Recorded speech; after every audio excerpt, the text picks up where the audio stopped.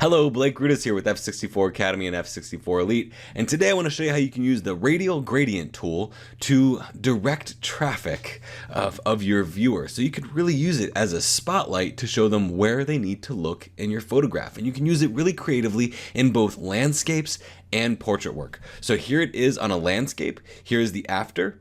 I'm directing you right back to here with some colored radial gradients, and here's the before. It's a creative use of the radial gradient. So here is the before and here's the after. Very powerful tool, and we're going to jump into Photoshop and you can learn all about it.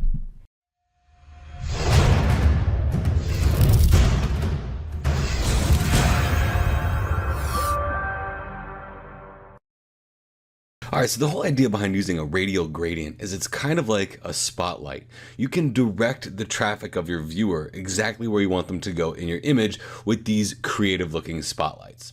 So in order to do this, let's go ahead and go into our palette here first, our layers palette, and right click here and say medium thumbnails. And there's a reason why I'm doing that, because if you go down here and you select a gradient, you'll actually see the color gradient here. If you have small thumbnails, it's just going to give you what looks like a gradient icon. It's not necessarily showing you the colors.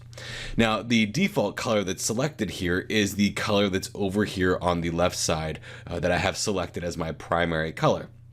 So I can either change that before going into the gradient fill, or I can change it within the gradient fill. So we're talking about radial gradients here. So we have a gradient fill that's going on top of our image, but we want to change that style to radial. Basically, that is our spotlight. The cool thing about this is that once you have it set up, you can just click anywhere on your image and drag that spotlight around. All right. So right now it's just this big pink ball of a spotlight. It's not that great.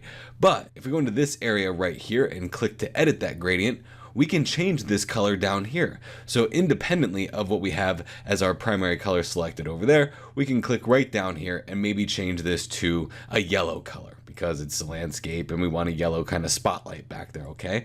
And we'll go ahead and press OK on this, and press OK and press OK. So that's basically our radial gradient. Now, if you tried to move this now, it's not going to work. You can only move this when you're in the actual editor of the gradient. And by default, like this, it's not good. It's just this bright, blown out kind of spotlight of yellow. Not very good. But if we change the blending mode to soft light or color, you get different looks. I would change it to soft light, and then I would even come in here and maybe drop down the opacity a little bit. Maybe to about 50%. We'll just type in 50%. So that's one way to spot it back there, but we have another way we can do that. That is if we have a gradient that is from a solid to a transparency. As you can see here, those squares mean that this is going from a solid yellow and transparent, so the transparent parts aren't actually doing anything. So if I double click this, watch what happens. I can go into this gradient, and maybe I change this gradient to, instead of being transparent, we actually have another color there. So let's go ahead and just select one of these gradients like this. Not necessarily the greatest gradient for this, but you can see that what we've done now is we've darkened down this area back here with the color red, and we've brightened up the area around it with the color yellow. Well, what happens if we invert that? So I'll go ahead and take this and make this color yellow again, because that's that spotlight that I had there in the background. And I'll go ahead and make this color just a darker, deeper color of yellow. So something like that, maybe an orangish yellow too. You throw a little bit of red in there, and throw a little bit of red in there, and that looks good. And we'll press OK, and we'll press OK. So when you're in the gradient fill here, you can actually modify how big you want that gradient to be also. So if you go here where it says scale, you can move that scale over to make it bigger or smaller depending on how big you want your spot to be. Let's say we want our spot to be right there, and we'll press OK. So here's the before and here's the after. Notice how we're kind of playing with the eye here too. We're drawing the eye's attention right into this back area and pushing the attention away from the foreground area by filling that in with a darker color. Now when we turn that off, this is much brighter, so our eye naturally goes there first, but when we turn it on, now we start to transition towards the back area of the photograph. Pretty cool effect. Doesn't just work with landscapes, you can also use it with portraits. So you can see in this portrait, I've already kind of set it up for you here. We'll go ahead and delete that, and we'll delete that. And I'll show you how this can be used on a portrait. So with this portrait in particular, I see that there's a lot of perspective that's pushing me back into this area of the photograph. I pulled this from pexels.com, which I believe was from Pixabay. So it's a stock image from Pixabay. But the perspective is kind of drawing me away from the subject matter. But we don't have to recompose the photograph to draw our attention back to this woman right here in the foreground. All we have to do is use a creative gradient to do that. So what I'm going to do is I'm going to go ahead and make a new gradient. I'm going to make sure that that gradient is set to radial. And I'm going to set this back here because that's the spot that I want to push away. We can either use this to highlight a spot or even push a spot away. So I'm going to go ahead and press OK, and I'm going to make sure that this is set to soft light before I go any further. So with this set to soft light, it gives me the ability to see what happens. If we just set this to normal and I were to go back into this gradient and select the gradient that I want, which is actually going to be this one right here, notice what happens. We can't really see what we're doing with our photograph. So if we set that blending mode to soft light, now we can see what happens. So I've already kind of given my little trick away here, but see what I've done is I've reversed the roles here. I've taken this dark blue and put it into the background and allowed a brighter blue to fill in the foreground. So when we turn that back on, look what happens now. She becomes much more prominent than even the perspective that's forcing us back into the back of the photograph. So if we double click this, we can go into the scale and maybe increase that scale or decrease that scale depending on how far we want to push that background back. And remember, you can always move this spotlight around too, okay? I'm calling it a spotlight. It's actually the radial gradient that we're moving around, but we can push this back into this back corner here so that really just kind of vanishes in the image. If you press the reverse button here, what's going to happen is it's basically going to reverse with the light color and the dark color. We don't necessarily want to do that, and we'll just go ahead and press OK on this one. So because this is on its own layer like this, you have the ability to manipulate the opacity or even use things like blend if in the layer options. So I'm going to do another thing with a different type of gradient.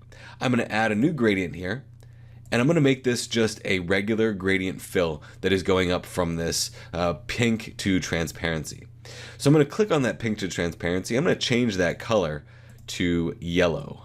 Okay, so I'll fill in the bottom of this image with a bright yellow like that. I'll press OK, and I'm going to go ahead and change that to soft light. All right, so I like the way that looks because now it's really even lifting up some of the bottom of my image and really pushing me over to the foreground element, which is this woman right here. So if I double click this gradient fill though, I can go into the layer styles and use blend if. So I've done many tutorials on blend if in the past. Basically, what this means is that if I want to protect the underlying layer's shadows, I will move this over.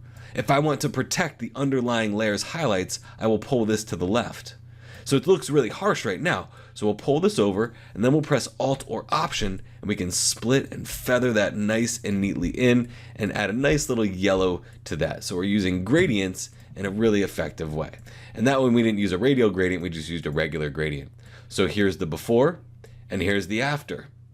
Yeah, we've changed some of her skin tones, and if we wanted to, we could come in here and we could on our mask, we could brush with black in here to bring back some of those skin tones if we would like to do that from that gradient so that she doesn't have just that gradient just, really affecting her skin tones and her hair color also.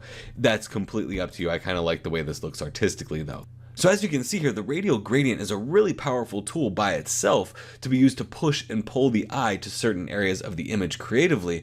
But when we use that in combination with blending modes like soft light or color or overlay, and then we incorporate opacity so that we can reduce that a little bit so it's not quite 100%. And then if we go into the blend if, we can protect certain areas of our image, and then we can go in and do some local editing with our masking tools. The possibilities with the radial gradient as a spotlight like this are really just incredible. I mean, absolutely incredible what you can do with this.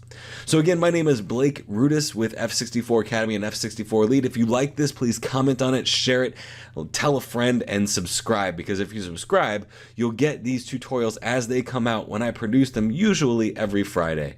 And if you'd like to, go over to f64academy.com and get on the email list, because every Friday I send out an email that directs you to tutorials just like this one. Thank you very much for taking the time to watch this. I sincerely appreciate it. It really does mean a lot to me.